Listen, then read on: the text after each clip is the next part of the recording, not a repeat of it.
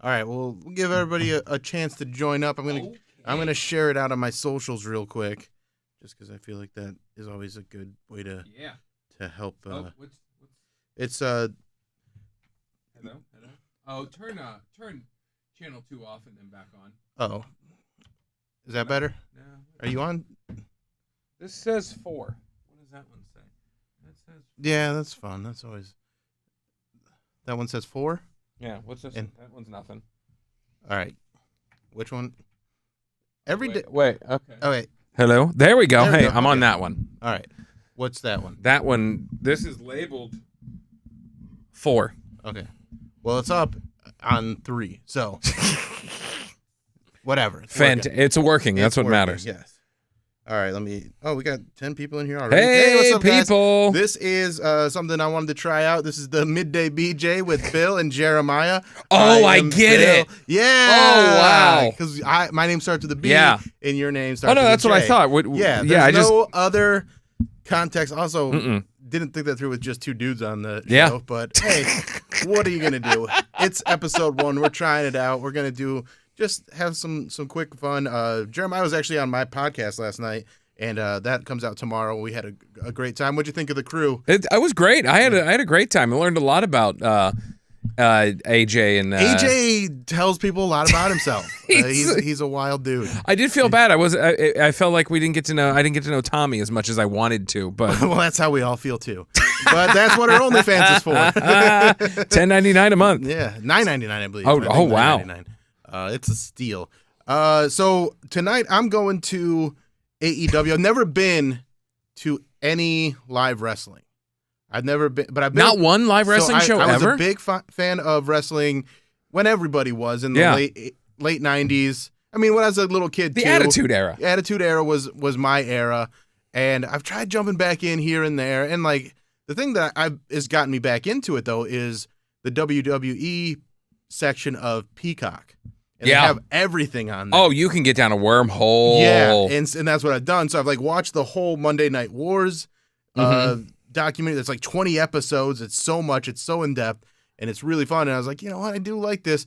And I have a lot of friends that are into AEW. Oh yeah. And they just happen to be in town tonight. Yeah. And so I was talking with my buddy Pants, and he's like, "Do you want to go?" I'm like, "Absolutely. I've never been to live wrestling." He's like, "It's the best live." It is completely different live than it is watching it on television. I'll give you a quick Peacock tip. Yeah. So what I do is I follow a bunch of wrestling accounts and whatnot and be like, on this day and blah, blah, blah, blah, blah, this happened. Like I think a couple days ago was the anniversary of Kurt Angle's milk bath. Do you remember when he did that? Yeah. So what you do... the milk was rancid. Was it? Was that the one with The Rock? Yeah. Yeah. No. That was the one with Stone Cold. Okay.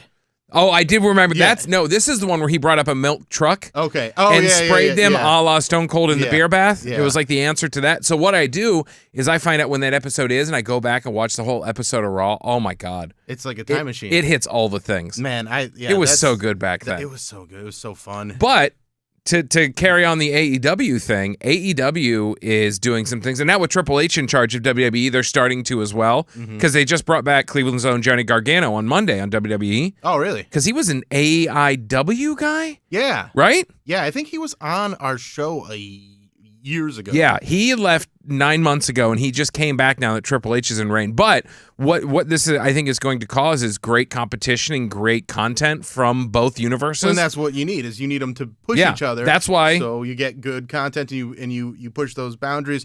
And obviously, it's never going to be like it was in the Attitude Era. No. With the suck it and all that stuff. But without, you can still create compelling stories. Yeah, and without WCW and the Monday Night Wars, the Attitude Era wouldn't have happened. Right. You know what I mean? Just been farmer versus clown. Exactly. Oh, God. Hillbilly Jim. Yeah. And Doink, the 15th iteration of Doink. So AEW tonight, let me catch you up. All right. Give me a quick crash course. I don't know how many people are going to be digging this. I don't care. We got a few people watching.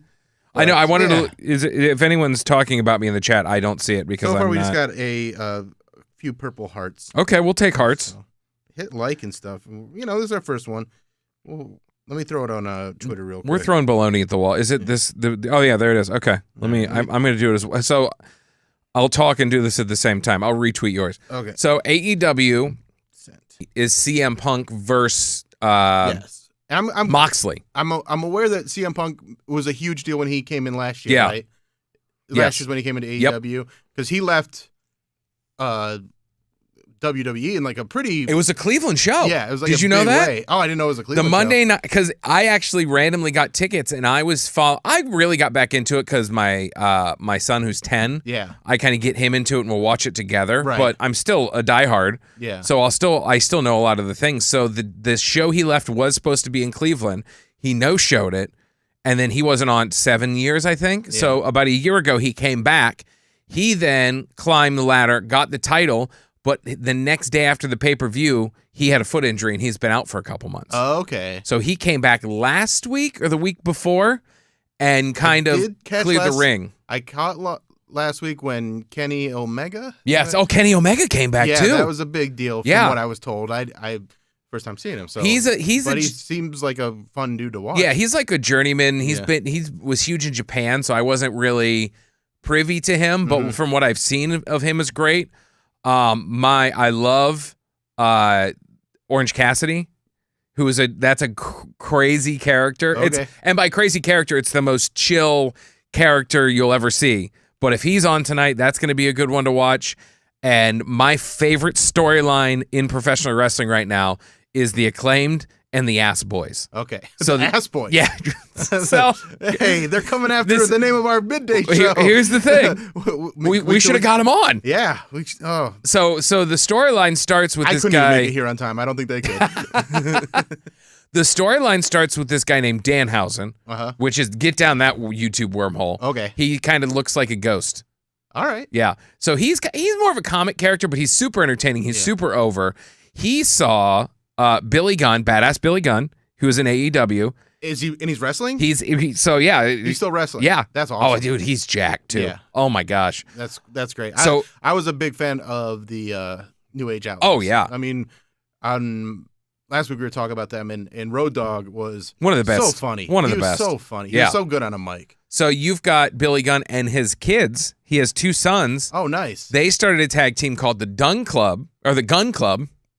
But Danhausen called them the Ass Boys. And calls Billy Gunn Daddy Ass. Okay. So all right, I get it. The storyline is now between the Acclaimed and the Gun Club, but everyone calls them the Ass Boys. Yeah. And I think last week on the show, the Ass Boys turned on Daddy Ass. On their own father. On their own father, William. He created you, and this is how you repay him? So, great storyline, though. Yeah. I so love that. the Acclaimed came out, and they were kind of together. Then they split up, and then the Ass Boys turned on Daddy Ass, and the Acclaim came out to save Daddy Ass. So I believe the match tonight is Daddy Ass versus Colton or Austin, one of the sons. One of the sons. Okay. Sons of Guns. Nice. So that's my favorite storyline in AEW right now. That sounds like it'll pull me right in because of having Billy Daddy Gunn. Ass. Yeah, of Daddy He's Ass. Daddy Ass Daddy now. Ass now. He's okay, not Billy Gunn. Okay, he's Daddy Ass. Daddy Ass. So the Acclaim will come out and he'll do a topical freestyle, not John Cena's freestyle, like legit freestyle as they come out, and then their whole thing is they scissor each other.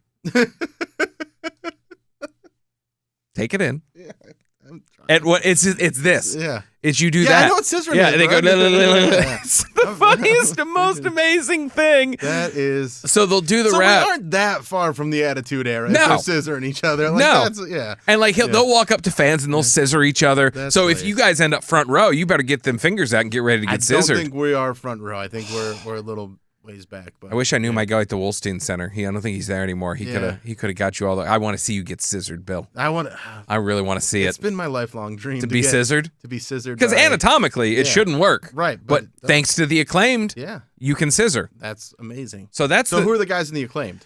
The Acclaimed. Oh, what are they? I don't know their names. One of storyline. You don't know their names? But I know them as the Acclaimed. Wait, I would know it if I saw it. Hang on, I'm gonna look their Instagram up. Go ahead.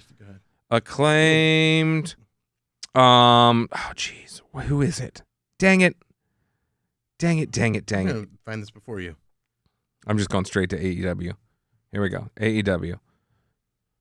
I had today is $6 sushi Max day. Caster? Yes, Max Caster. He's the lead rapper guy. Okay. And then the other guy is like, excuse me, He's the Max Caster does the whole rap, and the guy just shouts out the city, so he'll be like, Cleveland, the Acclaim have arrived, and then he'll turn around. He's the hype man. Okay. Then he'll turn around now that Daddy Ass is back with him. He'll go, scissor me, Daddy Ass, and he'll scissor him, and it'll be, I mean, Anthony Bowens? I believe, yeah. Okay. I mean, this group is over. Max Caster and Anthony Bowen. They are over, and I'm here for it. Definitely my favorite storyline. But Danhausen, circling back, Danhausen is an amazing character. I can't even, it's such a strangely deep, can we pull up footage of Danhausen doing, I don't know how that. Yeah, I can actually. Can you? Do that. It's, oh my God. I mean, I don't know if it'll get like flagged though. Oh, it might because it's, okay, we shouldn't do that. But here, let me show you what he looks like. Because I think you're going to be more confused, honestly. So this is Danhausen. Okay. That's Danhausen. All right. And it's more of a comedic character, pull but that it's up again real quick just so I can he's so over. Yeah. And he's for people so that funny. Don't know like terminology for wrestling. When you say over, that means popular. He's getting over with the crowd. Correct. That's what it's short for. Yeah, he's got. So when you're does that kind of replace like babyface and because they're still there. Well, but are they really baby faces and heels like they used to be? Because I feel like because of that transformation where like you were kind of a anti-hero, like a Stone Cold or something like that. Like he was technically a babyface, but he wasn't like a good guy. Like they used like Hulk Hogan in the 80s was a babyface. He was the eat your vitamins, say your prayers, USA, all that stuff. That's the babyface. But then I think it got a little more blurred in the Attitude Era, and I think they saw that worked. And, you know, I mean, Cena, I think, was pretty babyface. Oh, yeah. But I don't think there's, like, as much of that, like... I think it now, goes... whereas, like, it's like you have to have some edge to you. You have to push the limits and not be as much of a... you have to be authentic. You have to be authentic. They're still, at their core, they're still baby faces and heels. Because you need there's always going to be a good and evil battle. But I guess when baby faces and heels, and then there's also, but a heel can get over too. Yeah, and that's when they have to, the producers and the promoters. That's when they have to be like, oh, this guy's getting over as a face. Yeah, we need to flip him. Yeah, or this guy's getting more over as a heel. Yeah, we need to turn him. But it's still, when it comes down to it, it boils down to heels and faces. Right. But the line is a lot more blurred because the characters are more authentic than they used to be. Right. So, but you can be over as a heel and over as a face too. The reason for flipping, I feel like they have more legitimate reasons, like, you know, with Billy Daddy Ass going against his kids. You know, I'm sure there was a storyline that led up to that. 100%. Like so it wasn't just like out of nowhere. Correct. Like they set it all up. Yes. Honestly, one of the funnest jobs I think would be writing for wrestling. Oh yeah, you know two people that wrote for wrestling that are hilarious that like I never would have thought. Who? Patrice O'Neal. Okay. Rest in peace. And Freddie Prinze Jr. I think I did know that. Yeah, Freddie Prinze Jr. wrote for WWF for a while. You also know Billy Corgan, huge wrestling fan. Oh really? Huge. He had a stake in TNA for a while. He's a big dude. Is he really? You ever seen him in person? Is he like bigger than Post Malone? You know, Post Malone's like 6'5". Oh, really? I didn't know that. But he's probably like 6'3" or 6'5". Oh, Like, I did not know that. He's a tall dude because I was at a rock festival doing comedy there a few years ago, and they were the headliners, and I got to see him walk by, and I always thought he was like this little dude. Yeah. Because you just never really saw him like around Ludacris is like 5'6". Yeah. And so I thought he was going to be maybe 5'10" at tops. Yeah. He's a big dude. So that means everyone, like, didn't he have a female bassist in his band? She had to be tall then because it feels like they were equal height. Platforms. I want to look up how tall he is now. His height.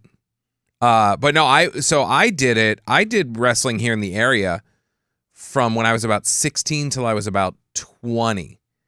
And that was my favorite thing, was writing these stories and these storylines for these shows because it's so fun.